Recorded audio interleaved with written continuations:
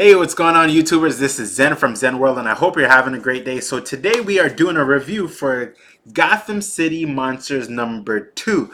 And let me just say that I've enjoyed this book to a great deal, and the reason why is because its original team comprised of a couple of characters.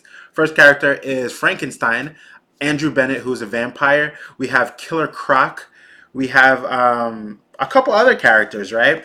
And the book leading from the first one, you're introduced to the resurrection of a character named Mel Moth, right?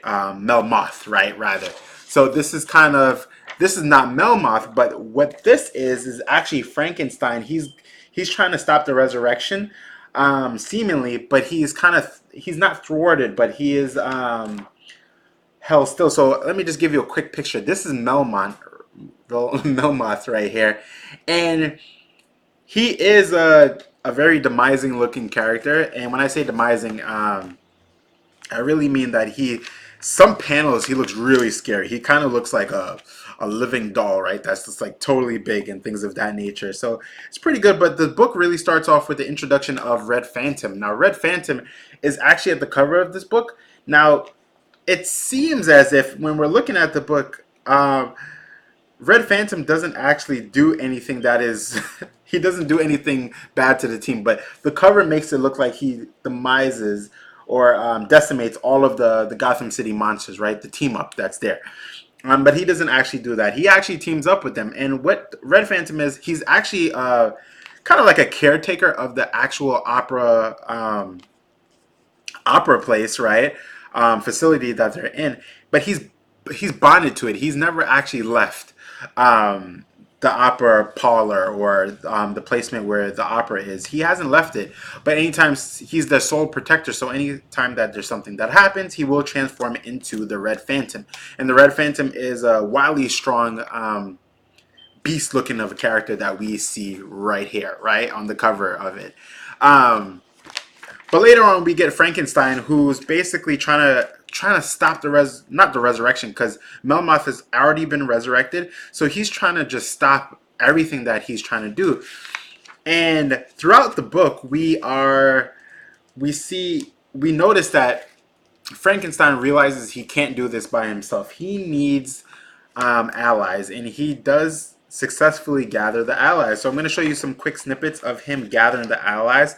The first one he gathers, and it's funny because they fight in the book, is they fight in the first one, is Andrew Bennett, who's a vampire. Next we have Lady Clay, who's right here, looking all good. And he does get a couple other characters, such as Killer Croc. Killer Croc is actually the last one that he gets. But he gets a lot. It's a pretty fun book. If you're looking for an intense story that's on the level of Powers and House of X, or even a couple of these other DC books that are coming out with like big events, this is not one of them. This is kind of like a mini big event that no one will know about outside the realm of Gotham, right? But it's pretty good because I like how Killer Whale is in it too. Is her name Killer Whale? I think. Orca. Sorry, I said Killer Whale. Killer Croc and Orca is in it, and Frankenstein successfully gets all of these characters to join up with him. So we have Andrew Bennett, we have Frankenstein, we have Killer Croc, we have Orca, we have Lady Clay. Those are the 5, right? Part of the team. I originally thought that in the book that the Red Phantom was going to be a part of it, but he's not part of the team because he's bounded to that opera place. He can't actually leave it. So it was nice to have his inclusion. So I just want to show you this quick snippet, and I'll give my final analysis. This is kind of like the bros, the team up coming together, and then they kind of have like that Arnold Schwarzenegger and team up, right? That kind of like that bro, like I got you, like we're a team now, right? So it's just a fun comic book. It's a fun ride. It's not an intense story. It's pretty easy to read from 1 to 2, but I'm enjoying it totally.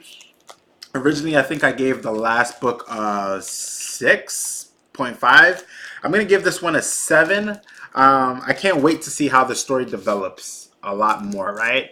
Probably a 7.5 actually. 7.5 would be a fair estimate because I enjoyed the book, right? I enjoyed where it's going and even like some of the jokes that were in the book and even some of the serious moments that were in the book. So I would give this a 7.5. Go out and read Gotham City Monsters. Let me know what you thought about the book and also were there some things that I mentioned that I didn't that I could have mentioned or that I left out. I didn't want to give a full everything about the book, just enough for you to kind of get an understanding that the team comes together in this book. All right. So this is Zen from Zen World saying peace, love, and prosperity. Go out and support and read Gotham City Monsters. Book number 1 and 2 just came out yesterday, which was October 10th, October 9th, 2019. Take care, everyone.